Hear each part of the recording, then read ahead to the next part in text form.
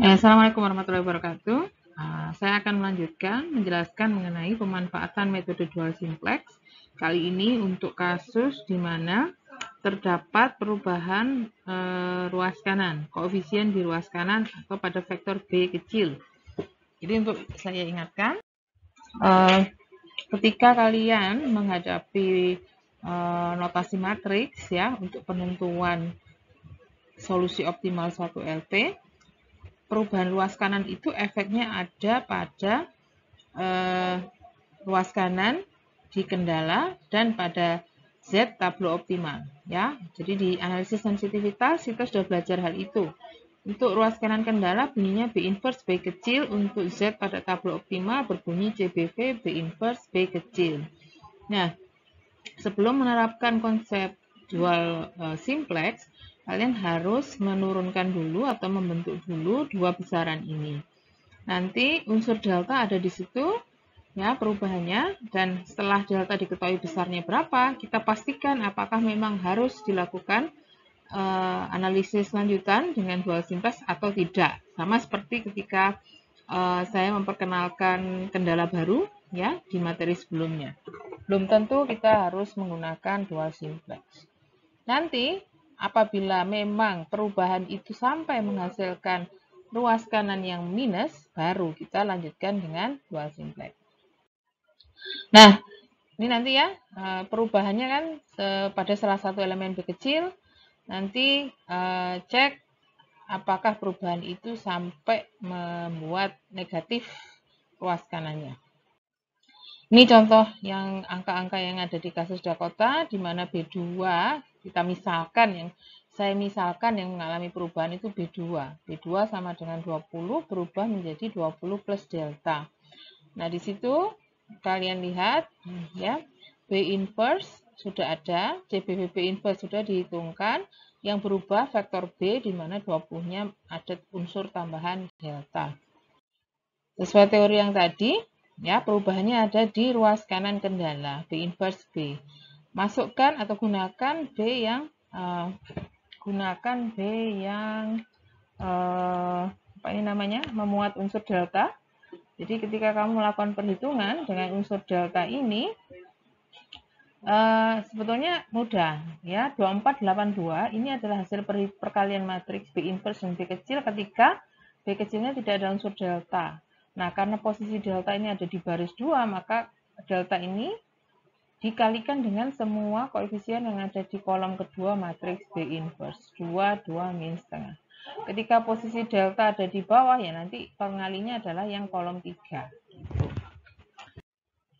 Nah, sekarang kita langsung ke besaran yang deltanya seberapa berdasarkan cerita.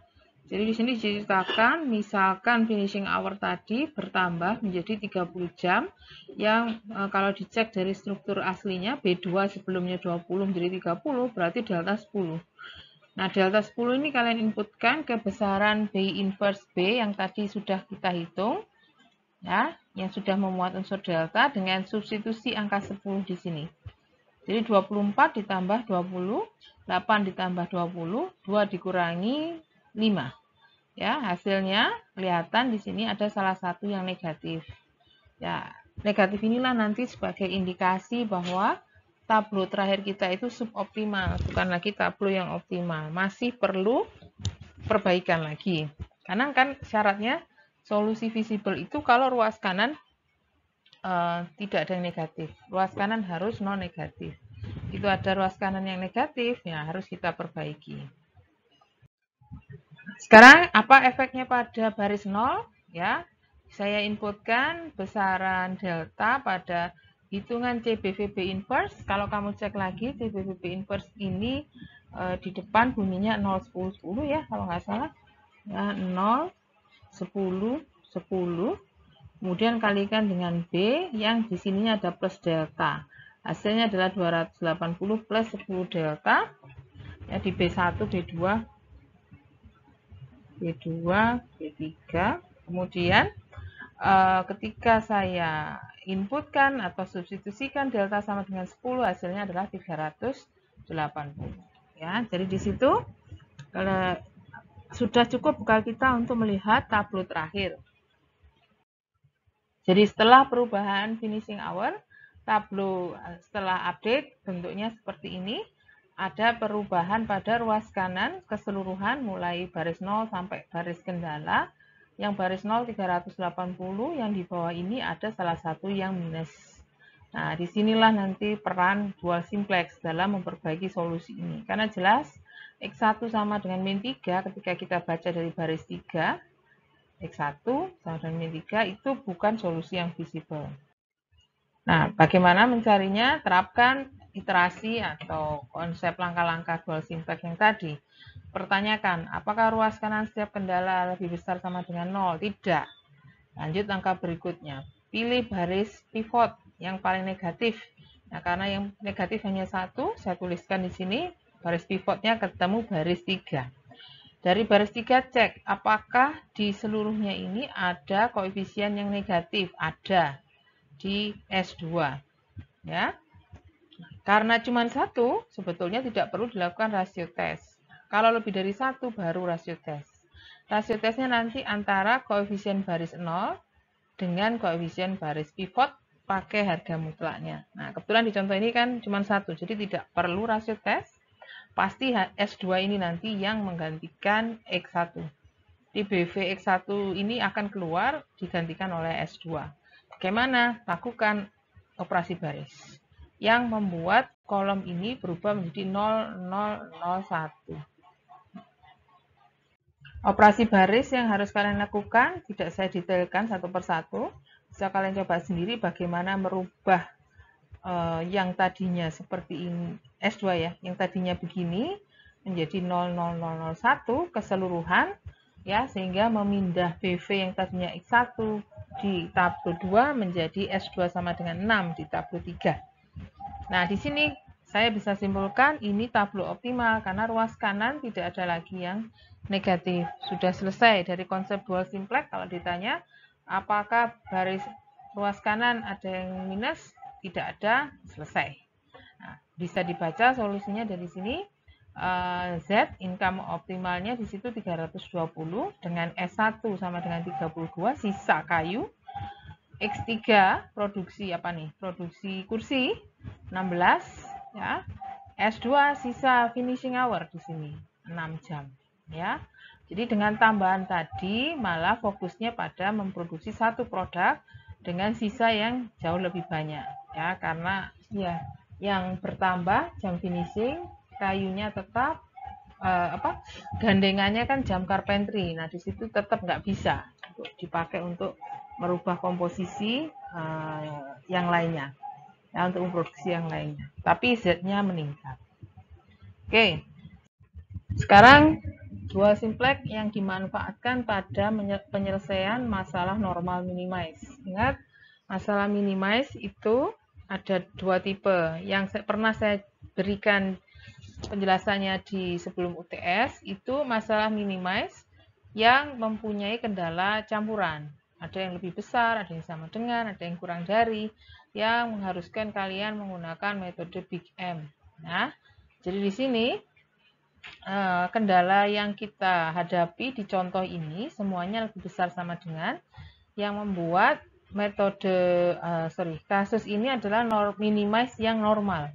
Balikan dari max. Kalau max normalnya itu yang kurang dari, ini yang lebih dari. Ya, sehingga kamu bisa memanfaatkan metode dual simplex untuk mencari solusi dari LP yang seperti ini. Jadi tidak perlu menggunakan metode Big M.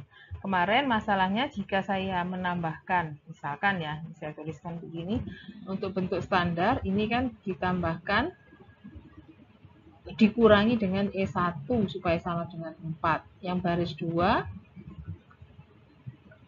dikurangi dengan E2 supaya sama dengan 6. Nah, masalahnya ini ada min E1, ada min E2 yang membuat baris 1 dan baris 2 ini tidak ketemu bentuk kanonik.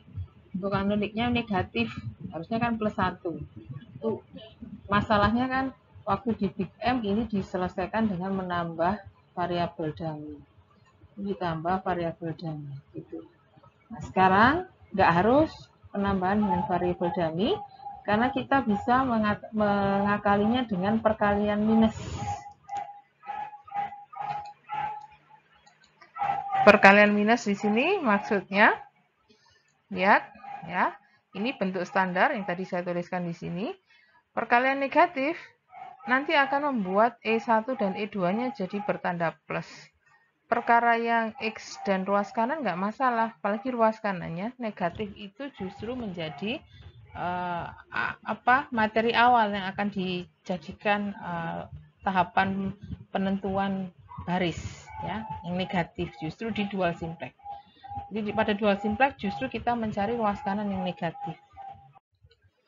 Jadi di sini kamu lihat yang tadi, bentuk standar yang tadi, kalau dituliskan dalam tablo langsung seperti ini, ya, supaya ini tidak minus, saya kalikan semua di baris 1 dan baris 2 dengan negatifnya. Jadi di sini dengan negatif 1, sorry. 1 jadi min 1, min 2 jadi plus 2, 1 min 1, min 1 jadi plus. Ruas kanan ini E2 0 tetap, ruas kanan di sini 4, di sini min 4. Baris 2 juga sama. Ya, lakukan hal yang sama perkalian dengan min 1. Min 6, min 4 tidak masalah karena ini nanti jadi penentu justru mana yang dipakai sebagai pivot. Terus pertanyaannya seperti tadi. Tanyakan, apakah sudah lebih besar? Nah, justru ini kan kelihatan belum. Belum, maka kita lanjut ke langkah berikutnya. Pilih yang paling negatif. Ada dua soalnya yang negatif, min 4 dan min 6. Berarti kita pilih yang minus 6. Ya, garis pivot minus 6. Kemudian ditanya, di sini apakah ada koefisien negatif? Ada 2 di X1 dan di X2. Nah, baru di sini kita lakukan rasio tes. Contoh-contoh saya yang sebelumnya tidak pernah ada rasio tes karena hanya satu kolom yang berkoefisien minus. Berhubung di sini ada 2, rasio tesnya juga masing-masing ya, walaupun minus nanti yang kita pakai harga mutlaknya ya. Jadi di sini 1 min 2 ya, 1 dibagi min 2 min setengah, nanti yang dipakai setengahnya. Angka setengah yang dipakai. X2 2 dibagi min 1 minus 2. Kalau ditanya yang paling kecil jangan bandingkan negatifnya, pakai harga mutlak setengah dan 2. Jadi yang paling kecil setengah, baris pivotnya baris 2, kolom pivot adalah X1. Jadi nanti tukar E2 tidak lagi sebagai BV, X1 akan masuk sebagai BV dengan operasi baris yang membuat ini 001. Ya, lakukan operasi baris untuk pergantian tersebut. Ya, dengan operasi baris, akhirnya kamu memperoleh perubahan itu menjadi tablo berikutnya, di mana posisi E2 sudah digantikan dengan X1. Ya, dapat dilihat di sini kolom X1 sudah menjadi 00001. Kemudian tanyakan lagi ya yang tadi, apakah sudah? Belum, jawabannya karena masih ada min 1 di baris 2. Sehingga baris 2 ini adalah baris pivot. Kemudian periksa di baris 1 ini, kan baris 2 ya, baris 1. Di baris 1 ini ada 2 yang berkoefisien minus. Sehingga perlu kita lakukan rasio tes ya. Dengan cara seperti tadi, baris 0 dibagi koefisien di baris 1 hanya di X3 dan E2 saja. Jadi di X3 nanti yang paling kecil rasionya. Bisa saya tunjukkan. Di sini X3 rasionya setengah dibagi 1 setengah, sepertiga. Minusnya nggak usah diperhatikan. Di kolom E2 setengah dibagi setengah, hasilnya minus 1. Minusnya tidak diperhatikan. Jadi kalau saya bandingkan, yang paling kecil adalah yang X3. Sehingga X3 adalah kolom pivot, di mana posisi ini menyebabkan X3 harus menggantikan E1. Jadi di X3 nanti ini harus berbunyi 0, 1, 0. Oke. Nah, dengan operasi baris, perubahan itu kita peroleh seperti ini. Ya, operasi baris yang dihasilkan, kelihatan sekarang bahwa ini posisi ruas kanan sudah tidak ada lagi yang negatif. Ya, berarti tidak perlu kita lanjutkan operasi baris atau algoritma ini tidak perlu kita lanjutkan, sudah selesai. Perkara Z-nya ini negatif ya, karena tadi kita menggunakan konsep ini kebalikan dari minimize ya. Jadi min Z itu artinya negatif dari minimize di dalam bentuk konsep max yang akhirnya menyebabkan kalau saya bilang ini minus 333 itu sebenarnya adalah minus Z. Jadi kalau ditampilkan solusinya ya bunyinya bukan lagi Z bukan bunyinya adalah negatif Z sama dengan min 3,33 atau positif ya, yang artinya Z itu menghasilkan nilai plus 3,3333. Jadi diingat konsepnya di sini sama seperti pendekatan yang awal ya. Sewaktu membentuk tablonya adalah tablo yang baris nolnya dinegatifkan supaya pendekatannya adalah konsep max negatif minimize Z adalah maximize dari negatif Z. Tuh. Solusi seperti biasa dibaca seperti biasa. Ya, jadi penggunaan dual simplex pada kasus normal minimize adalah seperti itu tadi, dengan catatan yang mungkin tadi saya kelewatan untuk menekankan, fungsi objektifnya dirubah terlebih dahulu menjadi maximize dari negatifnya. Jadi kita kalau kamu ingat materi yang untuk simplex untuk minimize, ini kita menggunakan pendekatan pertama ya, di mana fungsi objektifnya dinegatifkan. Oke. Oke, jika ada pertanyaan silahkan disimpan dulu, nanti disampaikan di sesi diskusi. Latihannya ada di rubrik tugas pada Google Classroom. Silahkan dicoba dulu ya. Atas perhatiannya terima kasih. Assalamualaikum warahmatullahi wabarakatuh.